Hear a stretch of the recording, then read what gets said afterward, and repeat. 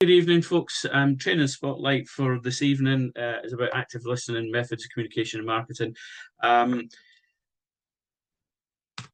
Where I'm kind of going to go, hopefully, he says, if we can get this working.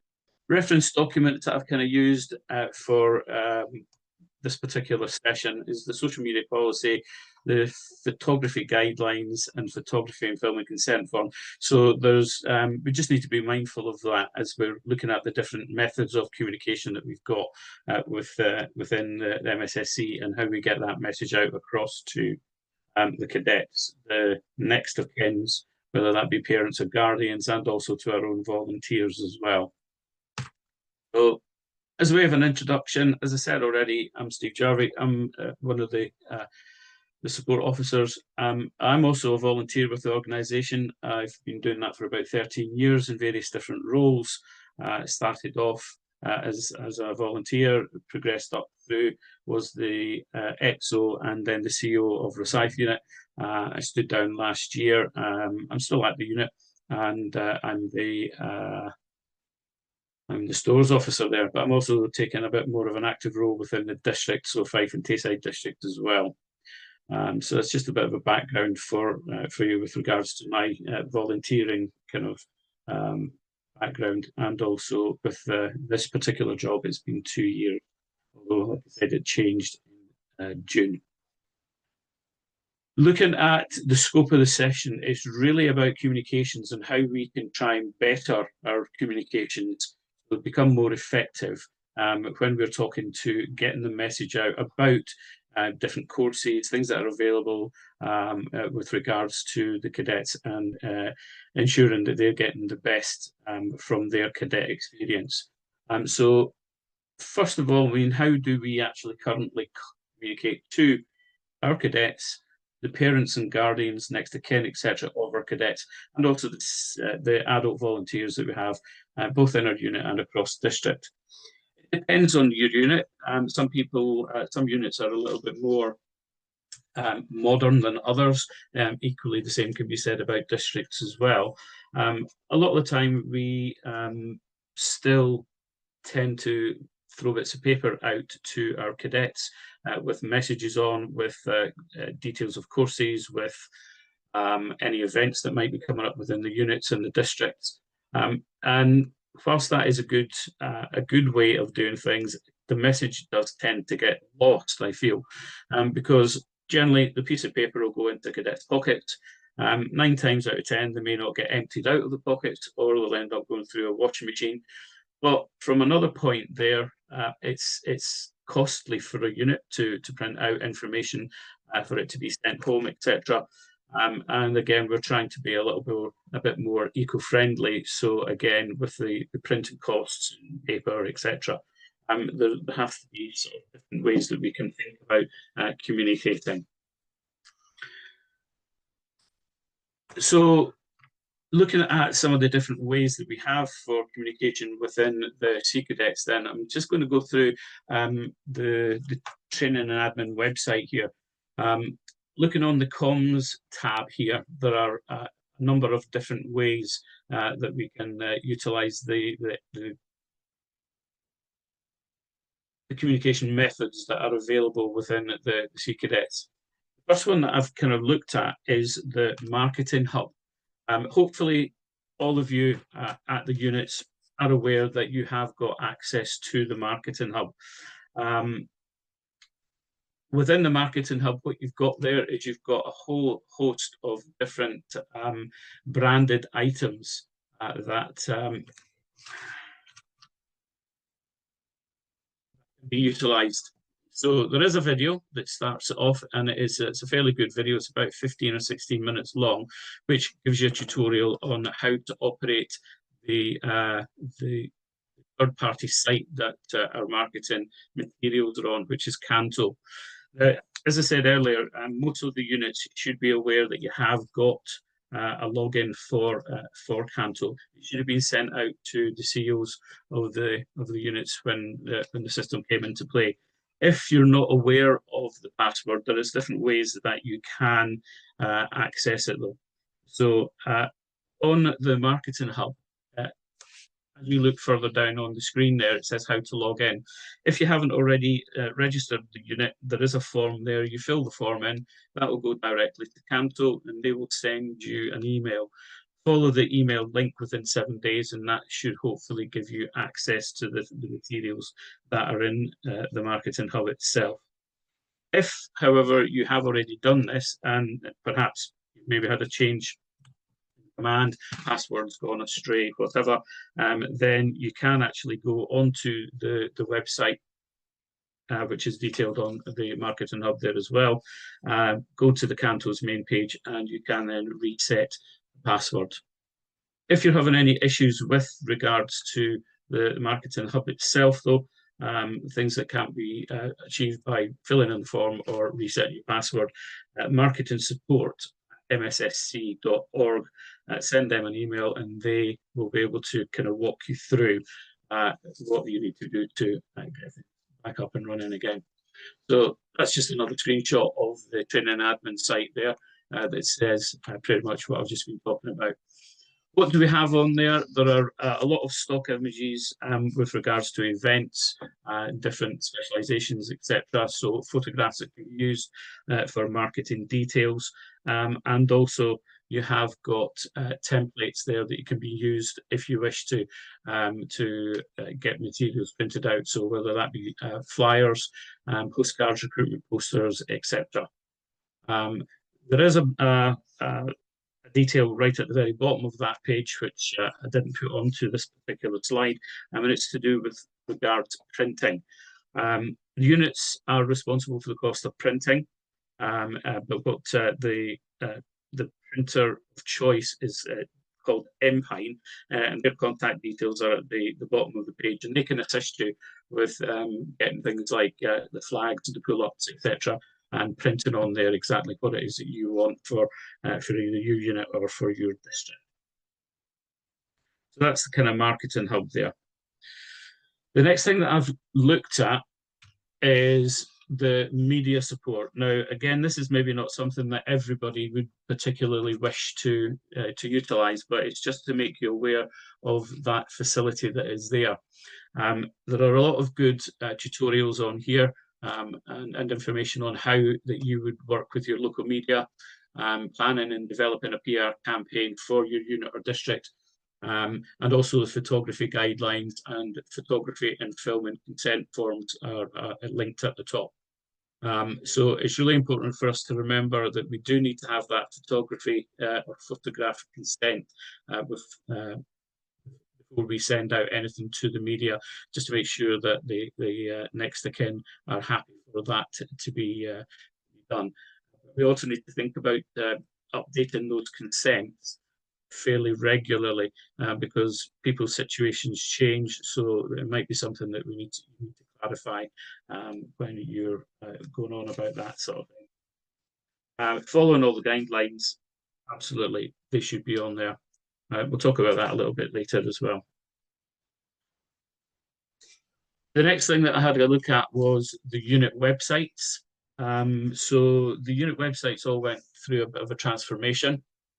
And as you can see on this particular slide, they have simplified the unit websites into sort of 5 tabs.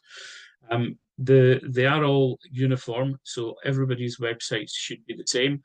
There is content on each of the tabs that is able to be changed though.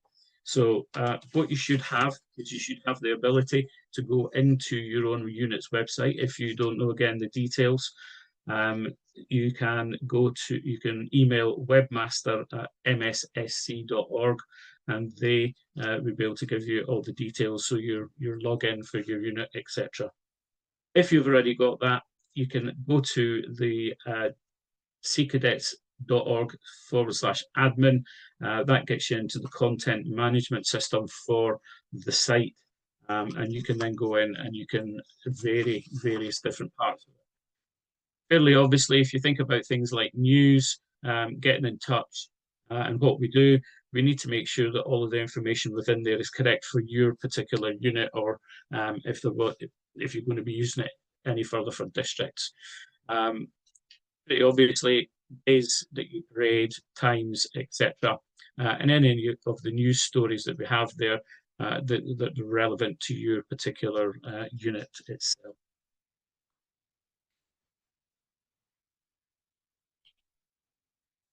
The next one then is all about social media. So social media, a massive minefield, or it can be, with regards to getting information out. And we've got to be very careful about ensuring that we are protecting our young people and our volunteers so that we're not putting out too much information that can be identified as to where the location is, etc. So at the top of this page, you can see the social media support and the social media policy side of things. So looking at this particular site, there are 2-minute tips, and it's a series of information with regards to the different social media types, Facebook, Instagram, and also it's got Twitter on there, but again, that's changed to X. I need to speak to them to make sure that they update this particular part. So there's a couple 2-minute tips on how to use the social media itself. Okay. There's also linked further down there for unit logos and social media templates and junior social media templates. That goes back into Canto, what we were talking about at the very beginning there, which is the marketing hub. You can go on there, you can upload your various different things. Some of the cover images that are on that particular site are here. So the cover over the Royal Marines cadets, the Sea Cadets, the volunteers and juniors as well. So the stock images that you can put on to make your news items, etc., look and feel more corporate again. Same thing for Twitter or X.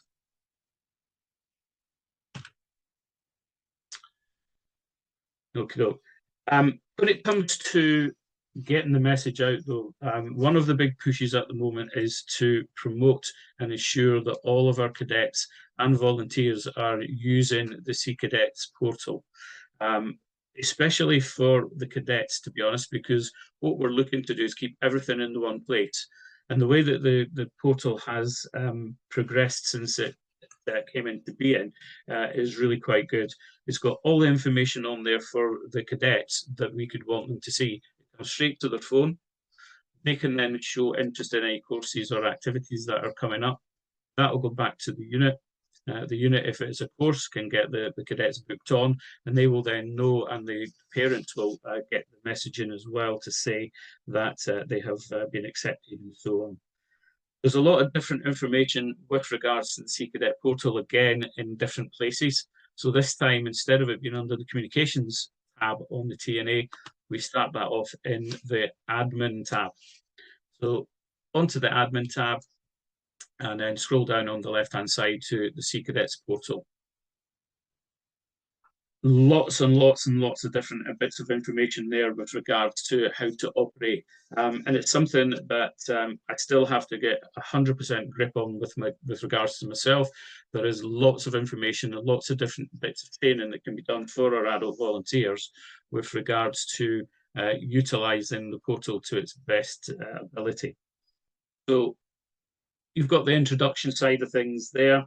Yeah, it gives you the access via the different tabs, and it gives you a bit of information with regards to what needs to be done to ensure that it'll work correctly. So information that for your cadets, your adult volunteers, and also the next of kins that have to be put into Westminster to make sure that it works correctly.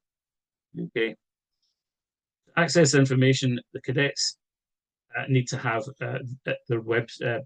their email addresses in place. So volunteers, the email, we need to make sure that it's up to date. And also, if the person that is dealing with the cadets has an appointment, a different appointment, whether it be training officer, first lieutenant, or the CO, ensure that that is also correctly recorded within Westminster, because that gives different access for some of the functions within the portal. And as a volunteer, it's quite important that if you've got a child at your unit that is also a cadet, make sure that the next of kin email that is set for them is the same as your primary email, and that will allow the accounts to get linked to each other. What we've also got then is we've got the next of kin, and to ensure the system works properly, fully, obviously the next of kin's email address has to be in there, but it also has to be different to the primary cadet's email due to the different functionalities that they have. Parents will see some things and the cadets will see other things. Okay. If you've got two different next of kins on for a cadet, though, it's only the primary next of kin that is going to receive any of the course booking functions, etc. It's quite important that we get all of the cadets onto the portal because of the course booking system.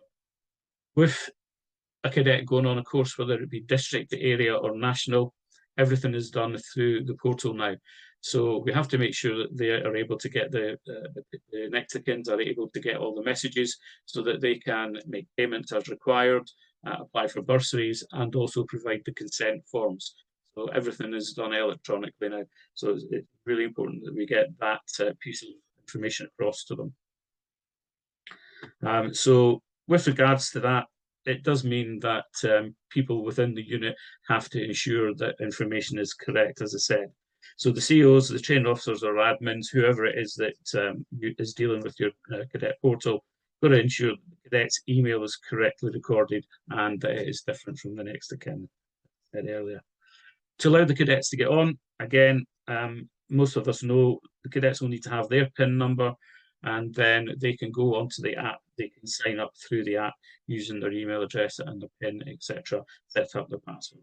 And it's a good thing because communication for them, they're able to track their progress on everything. So they can look at their CTP, they can see what's been signed off, what they've still got to do to achieve the next ranking, etc.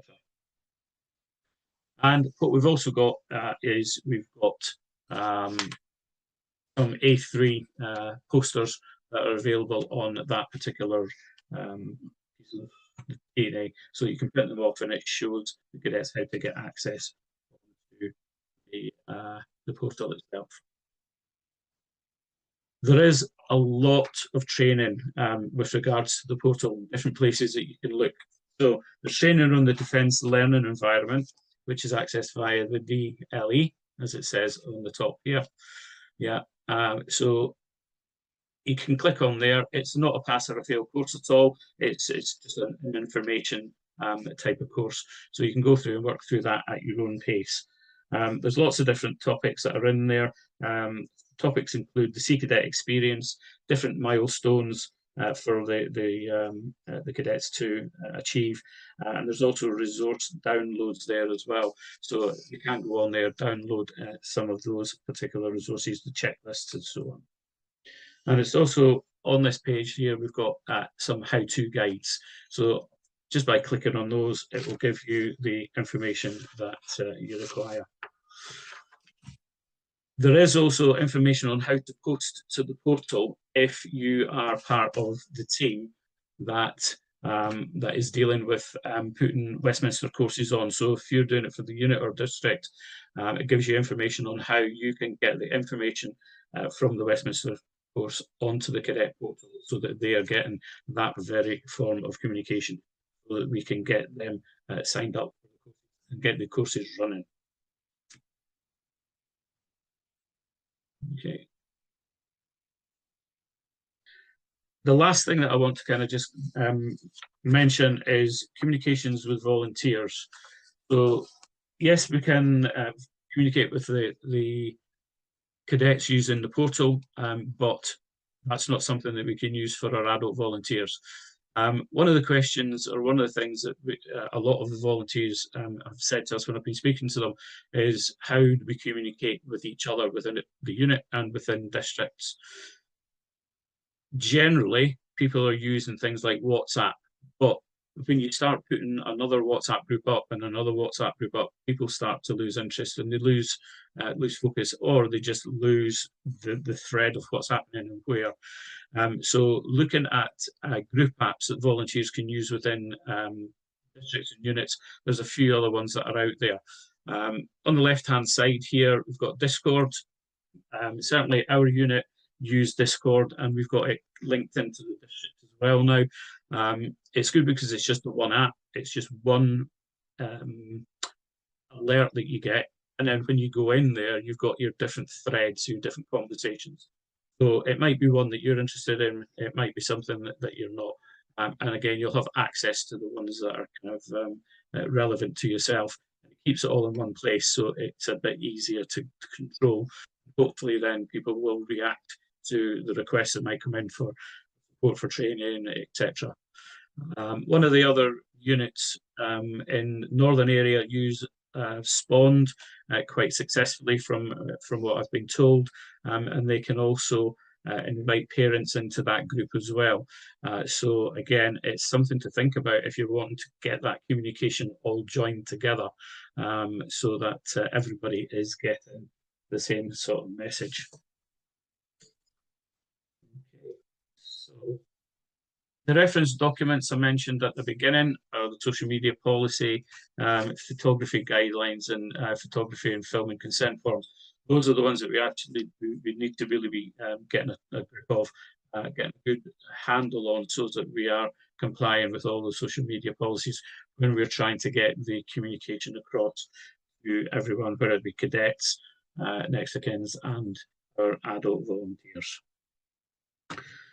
So what I've done there, folks, I hope it's what you've kind of envisaged this to be, is just gone through and signposted the different avenues that we've got and that are available to try and get effective communications out to our cadets and our next of kins and our volunteers. If there are any questions, if you want to put them into the chat there, I think Ben is still there having a look at that. I am still here, yeah. There was one that come through from Faye Williams. The portal support officer for 3 districts, the expressions of interest can be hit and miss.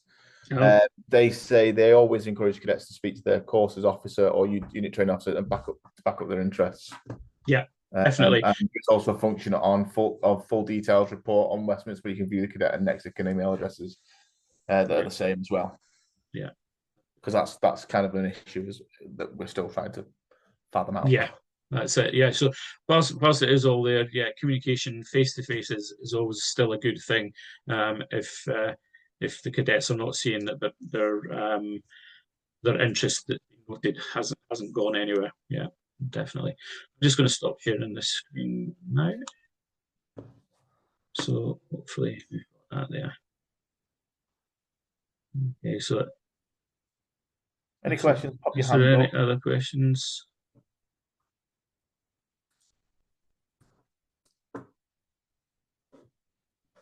Nope. It's all gone quiet.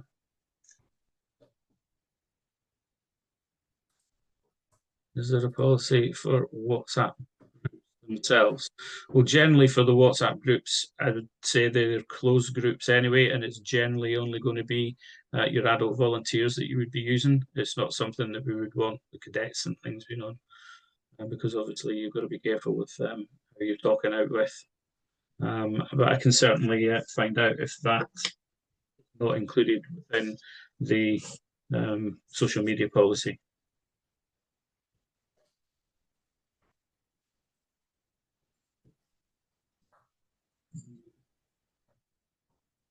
So, who was that asked that question? I'm just gonna. That was Faye Williams. It was Faye. Thank you. If I want to send messages to parents in the Discord app or Spond, I mean, I've never heard of Spond, are the best options. Well, I mean, you can still use Facebook if that's something that you've already got set up. That's for sure. You can still do that, but because Facebook, the way that the algorithms and that work, I believe not everybody will get any of the posts that you're sending out maybe directly onto the feed. They might have to scroll down, so it doesn't always register. So if you've got something that it's a closed group that people have got to be invited along to, then that works quite well. Spond is an app, I believe, that sports groups use.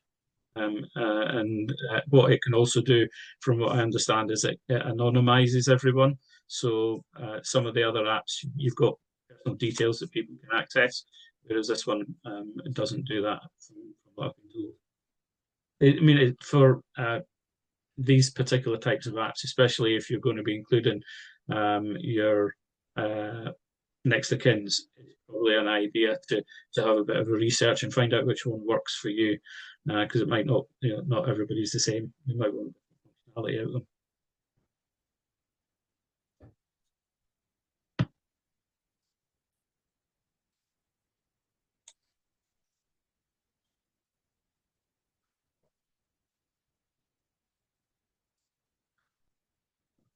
Okay.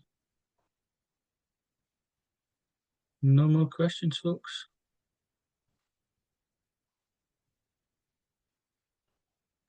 Okay. Well, thank you very much for coming along.